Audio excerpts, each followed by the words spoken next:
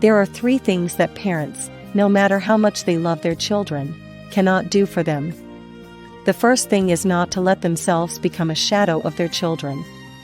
There is an old saying in our village that if you serve someone until you are old and end up with a grassy grave, you may wash and cook for them for more than 20 years, scraping every grain of rice off the edge of the bowl for them.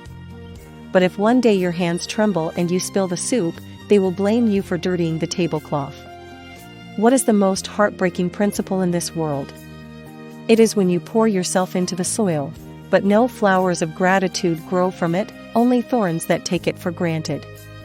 When you also become someone who needs a helping hand, those thorns will prick you back. The second thing is not to bear the wind in their destiny for them.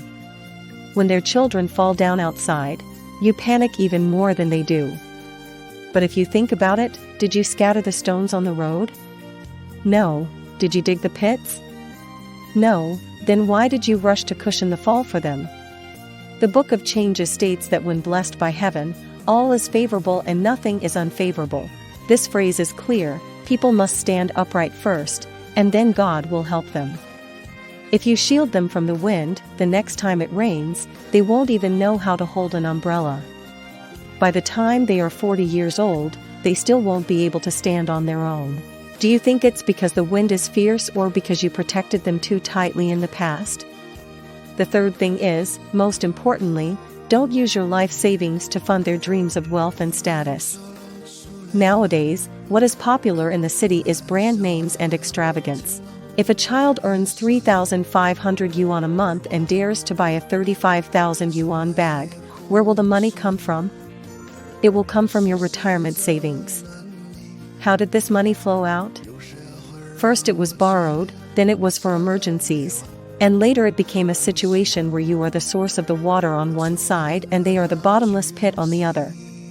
Do you think they really don't understand the hardships of your saving money? They do.